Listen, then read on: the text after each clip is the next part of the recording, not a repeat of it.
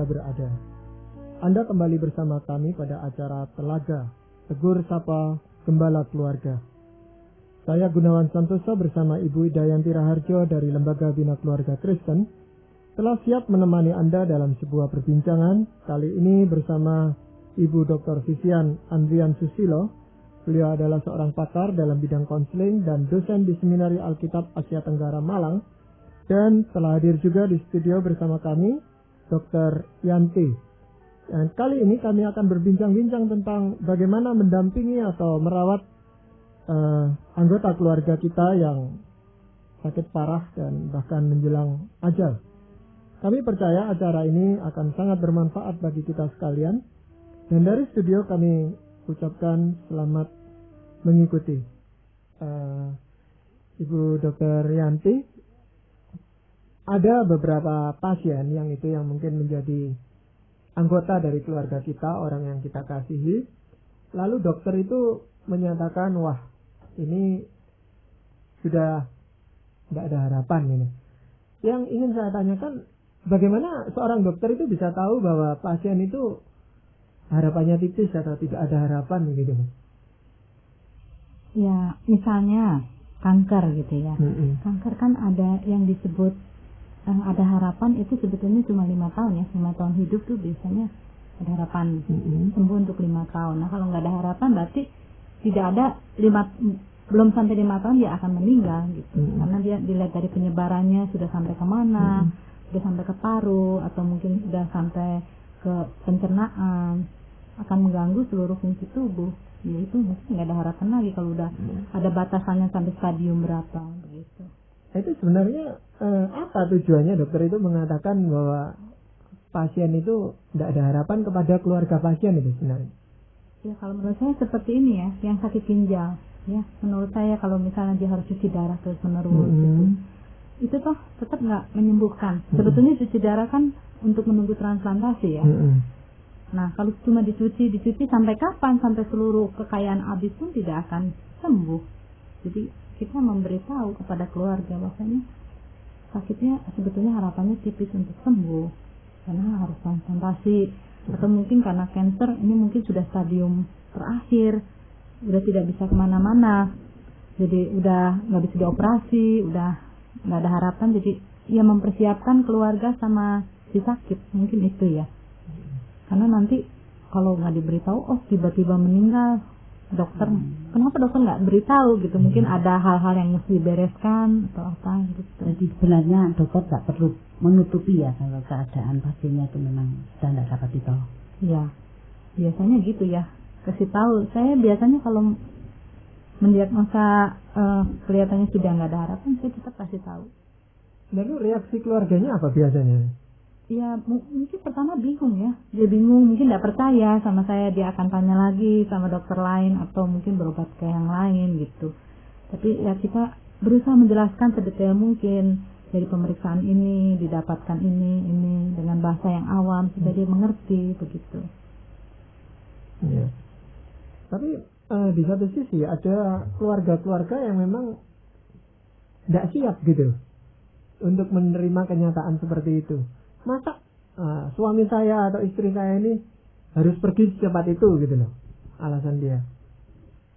Ya memang sih siapa yang merasa siap ya kalau misalnya tiba-tiba ya serangan jantung atau apa. Tapi kalau kenyataannya gitu kita harus bisa memberi penjelasan secara kedokteran begitu, secara ilmiahnya ya. Begini yang terjadi itu seperti ini. Begitu. Waktu Ibu Yanti menjelaskan itu pada pasien sendiri atau pada keluarganya? Pada keluarganya biasanya. Pasiennya sendiri kan nggak keluarganya ada yang saya nggak mau kasih tahu dulu gitu. Kalau menurut Ibu Yanti gimana? Pasiennya apa harus tahu? Harusnya harus tahu ya, karena itu kan yang punya tubuhnya ya. Tapi kalau di Indonesia itu seharusnya pasien dulu yang tahu, tapi di sini kebanyakan keluarganya yang minta nggak kasih tahu. Harusnya pasien dulu yang harus berhak tahu gitu. Apa betul pasien meskipun nggak ditahu tapi nggak diberitahu tapi dia bisa merasakan kan tubuhnya ini makin lama makin lemah, ini sudah terminal dengan perasaannya sendiri? Mungkin ya. Tapi mungkin nggak menduga secepat itu, paling yang cancer kan kadang-kadang nggak terasa. Oh ada ini. dikira sakit biasa, tahu-tahu oh udah menyebar sampai kemana gitu. Kalau yang sakitnya seperti jantung mungkin dia kan udah bertahap ya, dia udah ngalamin juga, jadi dia udah tahu. Tapi kalau yang tiba-tiba didiagnosa misalnya leukemia, dia kan kaget gitu. Kalau keluarga menolak memberitahu pada pasien, apa saran Bu Yanti sebagai seorang dokter? Ya saya menyarankan supaya diberitahu, tapi waktunya kapan tetap harus diberitahu, karena itu yang punya tubuh kan pasien sendiri. Tapi dengan pendekatan yang baik gitu, setelah dia siap apa gitu, mempersiapkan dulu orang itu untuk mendengar berita ini. Nah kalau pasien itu marah gitu ya, mendengar itu karena dia tidak siap dan tidak pernah disiapkan jadi marah gitu, tanggapan dokter biasanya apa? Marah terhadap dokternya yang memberitahu. Nah, dia biasanya menyatakan wah dokternya tidak mampu atau apa gitu. Itu biasa, nggak apa-apa. Biasanya gitu ya. Sudah terlatih. Kalau merasa gitu ya lebih baik cross check aja sama dokter yang lain. Tapi kan dari pemeriksaan kan nggak bisa dikelabui ya, dikelabui gitu. Tapi ya kita kalau misalnya mau ya mungkin karena saya dokter umum, tanya ke yang lebih ahli. Biasanya saya udah konsul dulu untuk sakit-sakit yang gitu kan tidak pendapat dokter umum sendiri, dia harus sudah konsul dulu ke ahlinya gitu. Nah nanti dari ahlinya kembalikan lagi sama saya, tinggal saya yang memberi ini loh dari ahli-ahli yang sudah memeriksa ternyata ini begitu biasanya. Iya, Bu Vivian, menghadapi pasien yang seperti itu, yang sudah dinyatakan tidak ada harapan oleh dokter, sebagai keluarga dekat, entah itu anak, entah itu suami atau istri, itu sebenarnya apa yang bisa kita lakukan? Yang terpenting kalau bisa, yaitu kita menerima keadaan itu. Kalau kita menerima keadaan itu, lalu sikap kita akan berubah. Jadi tidak menambah permasalahan gitu ya? Betul. Sikap menerimanya memang yang sulit ya. Paling sulit itu. Iya. Nah itu tadi sudah disepakati itu sulit gitu ya. Tetapi kan harus ditumbuhkan ya. Nah, menumbuhkannya gimana Bu Vivian? Ya mungkin itu harus sungguh-sungguh yakin dulu hasil pemeriksaan dokter itu memang betul. Mungkin dia akan ke cross-check ke dokter lain dulu. Ya kalau sudah betul memang begini, ya akhirnya oh iya ya memangnya itu betul. Ya harus mau menerima kenyataannya. Jadi itu mungkin ya harus mungkin kalau perlu ya ke dokter lain dulu. Ya, gitu. harus. Iya. Cross-check ya. Iya. Tapi memang kita tuh agak sulitnya gini loh. Seperti tadi yang mesti cuci darah ya Bu Yanti. Kan cuci darah. Padahal sudah pasti tidak bisa transplantasi gitu. Tapi kalau itu biayanya besar juga, pasien juga kesakitan. Nah, tapi kalau kita sebagai keluarga itu tidak mengupayakan cuci darah, nanti orang luar itu mengatakan kita itu tidak mau mengobati orang sakit. Gimana menghadapi ini? Ya, dilematis. Iya memang dilematis ya. Sebetulnya kalau yang cuci darah cuma untuk menunggu memperpanjang kematian dan orangnya menderita sekali. Betul. Sebetulnya ya. Ya harusnya kalau saya pendapat saya persiapkan aja pasiennya sama keluarganya ya. Jangan terlalu dengar orang lain ngomong, tapi kalau misalnya si pasien sama keluarganya sudah bisa ada komunikasi, bisa siapkan baik-baik, mungkin bisa menghadapinya ya. Kita nggak bisa, ya udahlah nggak usah cuci darah, itu kan keputusan keluarga tetap. Dokter sih cuma memberitahu begitu. Ya, sebetulnya dengan ini pun tidak akan menyelamatkan, cuma untuk memperpanjang. Ada juga pasien yang sebaliknya. Setelah tahu bahwa dia tidak ada harapan, dia juga melarang keluarganya untuk membawa dia ke dokter apa berobat. Dia katakan buat apa ya ngobati saya yang ini sudah sia-sia aja. Itu gimana loh tanggapan pasien seperti itu?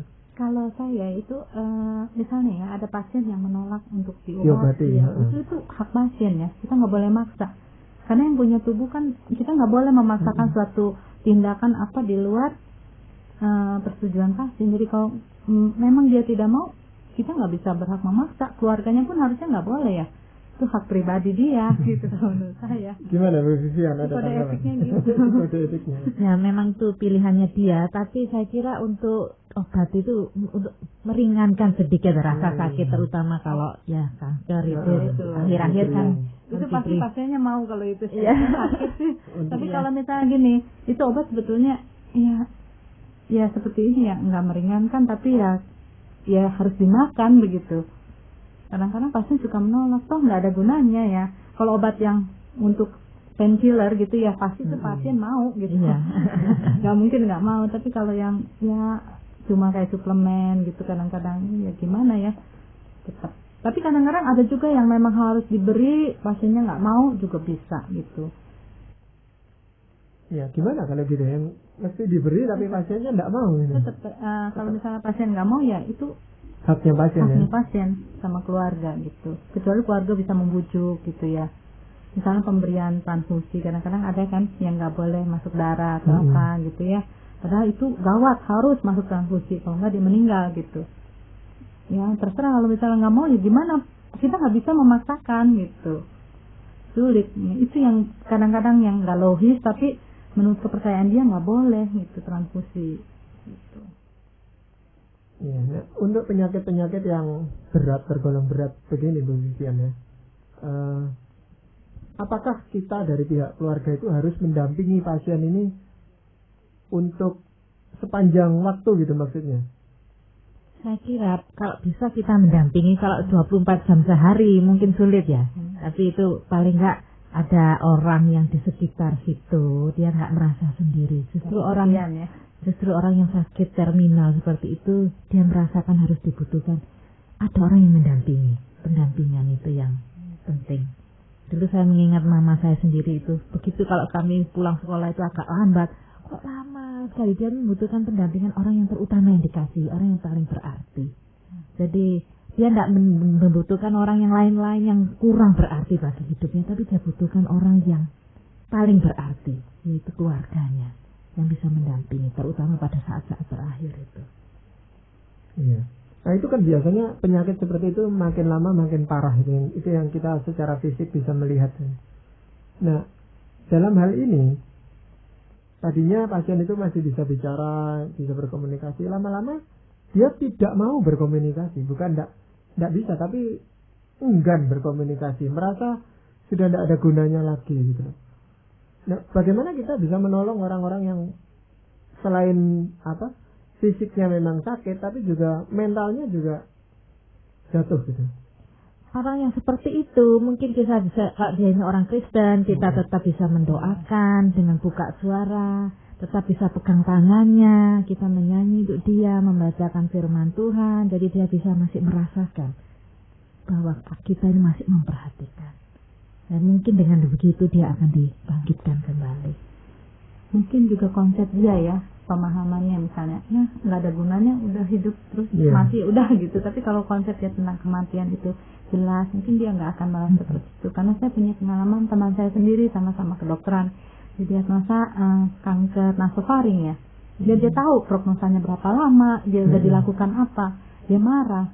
Walaupun dia sebetulnya orang Kristen yang baik ya, rajin, aktivis, segala macam. Cuma itu konsep yang salah, mungkin dia nggak menerima gitu. Kenapa Tuhan ini terjadi pada saya gitu. Jadi dia apatis akhirnya. Memang dalam kondisi seperti itu kan seseorang itu bisa melupakan segala sesuatu yang dia pelajari ya, yang dia ketahui itu kemudian. Tapi justru kalau akhir-akhir kehidupan itu justru dia lebih sadar tentang kemana tujuannya. Jadi waktu itulah kita bisa ya ngomong dengan baik-baik, bukan berkhotbah, tapi ya berkomunikasi, cerita begitu. Untuk mempersiapkan dia mau kemana setelah ini. Mungkin yang dibutuhkan adalah perhatian yang besar seperti itu, toh? Betul. Dan juga mungkin disiapkan. Sebetulnya ini sudah waktunya sudah singkat. Jadi bagaimana kamu mempersiapkan diri untuk bertemu dengan Sang Pencipta? Nah itu tadi saya ceritakan mama saya sudah sakit 13 tahun. Tapi dia sungguh-sungguh mempersiapkan diri itu kurang lebih 2 minggu sebelum dia meninggal. Dia masih punya harapan terus akan hidup, masih semangat hidup meskipun sudah stabilnya sudah tinggi sekali.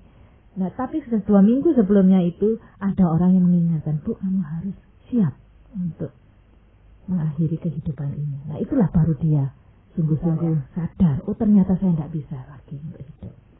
Jadi dipersiapkan. Dia orang Kristen yang baik, jadi bagaimana kita ini mau bertemu Tuhan. Nah itu apa Bu yang dilakukan oleh mamanya tuh Vivian? Ya dia tentunya sebagai orang Kristen ya dia mengakui segala kesalahan yang pernah diperbuat, baik sengaja nggak sengaja, ya membereskan kehidupannya dengan Tuhan, membereskan dengan sesama, terutama dia membereskan semua anaknya, jadi satu-satu itu anaknya dipanggilin satu-satu, jadi dia diberi pesan-pesan, ya suaminya kasih pesan-pesan, gitu. Jadi pesan-pesan terakhir itu diberi kesempatan, dan kesempatan juga dia untuk menangis. Ya saya ini sudah melepaskan, jadi saya sudah tidak bisa berjumpa lagi dengan kamu semua gitu. Jadi menangisi dia sedih dan hidup keluarga di situ bisa menangis bersama dia gitu. Jadi itulah satu kesempatan untuk dia ada orang yang memperhatikan. Berarti dia sadar terus sampai meninggalnya itu ya? Ya, hanya berapa jam sebelum meninggal itu baru nggak sadar. Mungkin yang sulit lagi menghadapi anggota keluarga itu yang koma gitu Bu ya. Mungkin Bu Yanti bisa bantu. Bagaimana itu kita maunya berkomunikasi dengan dia ya, tapi komanya itu lama sekali Bu. Ada orang yang bisa sampai setahun gitu koma ya Bu ya. Nah itu gimana Bu? Sebetulnya kalau dia belum brain dead ya, ininya belum brain dead ya, mungkin kita bisa bisikkan dia ngomong gitu, mungkin dia dengar gitu. Masih bereaksi gitu ya. Dari kelopak matanya itu masih kelihatan bergerak dan sebagainya gitu. Biasanya kok koma sih nggak bergerak ya, cuma reaksi pupil cahayanya masih bagus gitu. Juga belum brain dead, tapi kalau sudah brain dead ya berarti percuma dia pasang alat bantu, karena dulu pengalaman saya waktu masih ini ya, baru-baru lulus tuh saya kan kerja di ICU itu menolong orang. Wah, ceritanya kecelakaan. Kemudian saya pasang alat-alat bantu semua di resusitasi. Semua jalan. Tapi ternyata branded. Wah, saya kena marah. Kamu ini branded ditolong begitu. Seharusnya kan kematian otak ya. Walaupun jantung dipacu karena dikasih obat, semua jalan. Karena dia masih 18 tahun. Tapi sekarang bingung, gimana nih mau sampai kapan begitu. Padahal itu sudah branded harusnya. Nggak ditolong. Begitu. Jadi, ya kalau misalnya diagnosa dokternya ini udah brain dead ya, seharusnya udah ya, kecuali kalau belum gitu. Ada dokter ahlinya nanti konsultasi gimana gitu. Iya, ada satu hal lagi yang masih kontroversi, yaitu orang yang sudah dinyatakan tidak ada harapan ya, lalu ada keluarganya yang memutuskan ya sudah tidak usah ditolong atau apa gitu ya, bahkan kalau perlu berikan suntikan supaya cepat meninggal. Nah, itu gimana? Itu euthanasia, nggak boleh itu. Itu yang sulit ya, Bu ya? Iya, itu nggak mau itu. Euthanasia ya. Kalau di sini banyak yang begitu. Di sini tuh di Indonesia maksudnya. Iya, soalnya kan hukumnya belum jelas ya. Jadi udah satu kali ada pasien ya nyata-nyata dia tuh dokter Syara mendiagnosa paralise ya, pernafasan, tapi mungkin karena viral dia tuh dalam 2 minggu harusnya udah bagus, jadi pakai resusitasi, dikasih ventilator, tapi kalau itu dicabut jadi dia nggak bisa nafas gitu dan meninggal. Terus keluarganya minta cabut aja. Saya bilang, Bu ini harus ditunggu 2 minggu gitu, nggak mau cabut sekarang. Nah itu dilema ya, harusnya nggak boleh, tapi di Indonesia belum tahu ya gitu ya, gimana kita nggak bisa melarang. Saya bilang kalau saya yang jadi dokter yang waktu itu jaga, saya nggak mau suruh ibu cabutin sendiri gitu, jangan mau perawatnya gitu. Tapi ya itu kan pergantian jaga terus ya, ini dia cabut gitu. Ya memang biasanya kalau di sini itu alasan-alasan ekonomi itu yang dijadikan alasan gitu, biayanya besar dan juga tanggungannya masih banyak, jadi lalu diputuskan seperti itu. Tapi itu tetap berlawanan ya, bertentangan dengan hukum Tuhan saya rasa. Kita tidak berhak untuk mencabut nyawa seseorang gitu ya.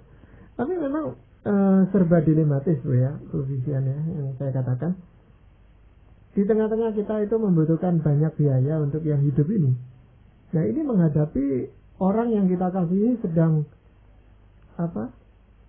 menderita sakit yang parah sekali, yang sudah dinyatakan tidak ada harapan ini Bu. Itu gimana? Kalau saya masih mengingat Tuhan ini Tuhan yang hidup ya. Meskipun dokter nyatakan tidak ada harapan, kita bersandar pada Tuhan. Jadi mencoba yang terbaik yang bisa kita lakukan, meskipun yang kita biayanya banyak, untuk orang yang kita kasihi. Jadi ya menurut dokter apa yang terbaik, dan kita bersandar penuh pada Tuhan. Karena saya juga pernah melihat orang dokter nyatakan tidak ada harapan, tapi Tuhan menyatakan mukjizat. Ya, Nah itu mujizat itu masih tetap ada sampai sekarang kan, itu yang kita percaya ya.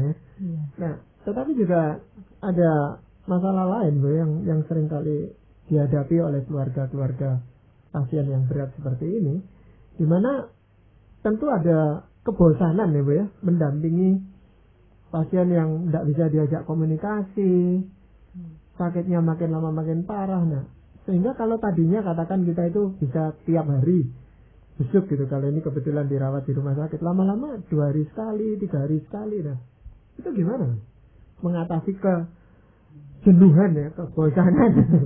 Itu saya kira tergantung hubungannya dengan si pasien ya. Kalau hubungannya dekat, saya kira nggak akan kebosanan, nggak akan jenuh. Justru malah situ tambah sakit, kita malah ingin mendampingi. Itu yang saya alami sendiri dengan ibu saya itu. Malah dia tambah sakit, saya malah tambah lama di rumah sakit situ. Dulu kalau cuma nyenggol berapa jam, sekarang malah tambah sepanjang siang, tambah sepanjang malam gitu. Jadi kalau kita hubungan dekat, tentu nggak akan jenuh. Nah, Bu Vivian, kalau si penderita sakit ya, itu seringkali dikunjungi oleh teman atau itu nggak mau. Itu kenapa ya Bu ya? Ada teknik-teknik tertentu gimana kita itu menghibur orang sakit itu bagaimana? Teman yang menghibur orang sakit. Iya. Ya. Saya kira kalau kita sebagai orang yang mengunjungi itu tahu diri lah. Yaitu tahu diri dengan terutama jamnya kita ini jangan terlalu lama. Dan juga kita ini kalau di sana ini sebagai pengganti keluarga, sering saya lakukan dulu itu menggantikan anggota keluarga lain yang sudah capek, yaitu supaya nggak jenuh itu yaitu tadi itu kita menggantikan, coba ibu pergi kemana gitu, saya coba jagakan di sini berapa jam. Nah itu kalau semacam itu saya kira akan diterima. Ya tapi biasanya keluarga nggak mau digantikan oleh orang luar gitu. Kalau orangnya dikenal, itu ya, mau dikenal, ya. Ya. Saya rasa itu bentuk pelayanan yang baik Betul. sekali. Karena apalagi kalau keluarganya itu keluarga kecil ya, cuman punya anak 2 atau 1 bahkan mungkin. Iya. Wah itu untuk pasangan berat sekali gitu. Malah berterima kasih itu nanti. Kalau ada yang mau menggantikan seperti itu. Nah, selama menggantikan itu biasanya Bu Vivian melakukan apa terhadap pasien itu? Apa aja yang diminta. Jadi waktu itu dia kalau memang harus disuap ya menyuap. Kalau waktu itu saya pernah dampingi orang menggantikan itu, dia perlu membersihkan tubuhnya, waktu itu dia kotor semua dengan kotorannya itu, ya saya harus melakukan itu juga. Jadi apa aja yang bisa dilakukan mengganti keluarga, mengganti yang mau siap segala macam. Apakah itu terbawa oleh pengalaman ibu mendampingi mamanya Bu Vivian gitu? Ya, saya kira itu karena dulu saya sejak kecil itu merawat mama saya, jadi saya mau aja gitu melakukan apa aja yang katanya orang jijik gitu ya saya mau. Sudah terbiasa, sudah terlatih gitu. Sudah terlatih dan saya karena menawarkan diri, jadi saya tahu apa aja risikonya saya mau. Gitu. Menghadapi yang tadi kita kembali lagi pada pokok pembicaraan, kalau pasien itu sudah makin kritis keadaannya, itu biasanya keluarga akan dipanggil nih untuk hadir di sana. Sebenarnya apa itu pengaruhnya terhadap si pasien? Si pasien dia akan merasakan dia tidak sendiri. Bagi orang yang akan meninggal itu yang paling sulit itu dia akan meninggalkan dunia ini sendirian. Jadi kalau didampingi oleh orang-orang yang paling berarti itu dia akan dapat dukungan. Jadi dia nggak sendirian untuk menghadap Tuhan. Tapi sebaliknya ada orang yang sehat itu yang merasa takut atau merasa tidak enak gitu ya, mendampingi orang yang akan meninggal ini, jadi malah menjauh. Nah, apakah itu perlu dipaksakan atau gimana? Kalau dia takut, sebaiknya dengan anggota keluarga lain, jadi nggak sendirian ya, dengan beberapa orang di situ itu. Jadi supaya merasa tidak sendirian juga gitu ya. Panggil pendetanya lah gitu juga gitu. Menghadapi saat terakhir ya, kira-kira kata-kata apa yang tepat untuk kita katakan pada pasien itu? Mungkin kata-kata yang tepat untuk pasien ialah dia akan meninggalkan dunia yang penuh kesengsaraan dan dia ini akan terlepas dari semua penderitaan, terutama yang pasien sudah sekian lama sakit. Dan juga jangan khawatir dengan keluarga-keluarga yang ditinggalkan, ini Tuhan akan mengatur gitu. Apakah mungkin itu pasien yang begitu parah sakitnya itu masih punya rasa khawatir terhadap keluarga yang akan ditinggalkan? Saya kira dulu karena pengalaman saya dengan ibu saya sendiri sebelum dia meninggal itu khawatir dengan anak-anaknya, terutama anaknya yang masih kecil. Saya itu anak bungsu, jadi paling khawatir itu tentang saya.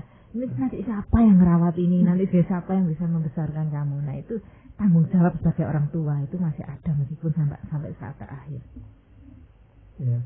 Jadi sebenarnya selain seorang dokter yang terus mendampingi, perawat mendampingi, saya rasa seorang psikolog juga penting untuk mendampinginya orang-orang seperti ini.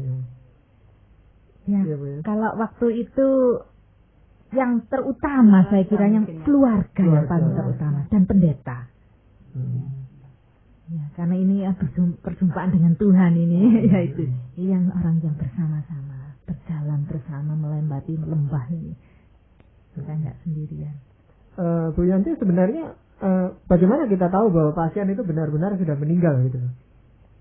Ya. Kalau ini di rumah itu ceritanya sekarang ya. Kalau di rumah. Misalnya nadinya sudah nggak ada, atau ini dari ini ya pupilnya melebar biasanya. Jadi kalau kita kan di center cahaya ya, pupilnya akan mengecil kan. Tapi kalau orang udah melebar berarti sudah meninggal. Nggak ada refleks cahaya lagi pupilnya. Iya. Nah, dalam waktu yang singkat ini mungkin Bu Yanti bisa memberikan saran apa yang bisa kita lakukan sebagai keluarga kalau ternyata pasien itu sudah, anggota keluarga kita itu sudah dinyatakan meninggal gitu. Apa kita mesti menghubungi dokter atau apa yang lainnya? Ya kalau misalnya orang awam ya biasanya kan belum yakin ya ini udah meninggal atau enggak. Biasanya minta hubungi dokter supaya masa pastinya yang meninggal gitu. Tapi kok kita udah yakin sekali, ya udah nggak usah hubungi dokter lagi. Kayak papa saya itu kan udah nggak tahu meninggalnya juga di tidur sih, udah jelas meninggal, jadi nggak hubungi dokter lagi. Taunya itu kok nggak bangun-bangun gitu ya? Ya udah lembah mayat, sudah biru gitu. Tapi kalau baru begitu kan kadang-kadang ya belum pasti ya, siapa tahu masih atau gimana atau koma atau sudden ini cuma berhenti jantung sebentar gitu. Tapi kalau refleks cahayanya pupilnya sudah melebar ya harusnya sih sudah meninggal. Iya. Ya mungkin di pihak keluarga harus bisa menerima kenyataan itu juga ya Bu Vivi. Ya, itu saya membutuhkan waktu itu. Butuh waktu ya. Ya. Memang ada waktu yang dibutuhkan itu biasanya berapa lama Bu Vivi? Tergantung kedekatannya orang itu dengan sang pasien. Kalau orang itu lebih dekat, lebih lama itu untuk menerima kepergian orang yang dikasihi. Kalau dia itu hanya ya biasa-biasa aja lebih rela. Cepat. Nah, mungkin Bu Yanti pernah ya membisikkan kata-kata yang untuk si pasien yang sudah akan meninggal ini yang berkaitan dengan firman Tuhan. Mungkin ada firman Tuhan yang bisa disampaikan oleh pasien yang sudah saat terakhir itu kira-kira apa? Ya biasanya kalau pasien itu Kristen ya saya ingatkan kembali tentang Kristus yang mati di salib, yang menebus dosa, kita ingat gitu. Ya tentang Injil ya, berita Injil tentang rumah Bapa gitu, biasanya saya ingatkan itu. Tapi kalau yang sulit kalau yang bukan Kristen ya. Ya mungkin sebagai dokter yang dihadapi kan yang Kristen aja ya. Iya, tapi kalau ada keluarga yang mendampingi atau rohaniwan yang ada di sana kan bisa menolong itu. Ya, jadi saya rasa kita semua juga suatu saat harus menghadapi kenyataan seperti itu. Tapi bagi kita, orang-orang yang beriman, kita tahu kemana kita pergi setelah kita meninggalkan dunia ini.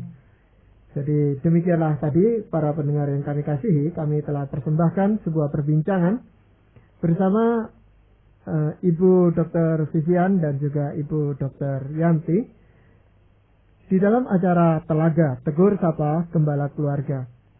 Kalau Anda berminat untuk melanjutkan acara Tegur Sapa ini, kami persilakan Anda menghubungi kami lewat surat. Alamatkan surat Anda ke Lembaga Bina Keluarga Kristen atau LBKK, Jalan Cimanuk 58, Malang. Saran-saran, pertanyaan, serta tanggapan Anda sangat kami nantikan.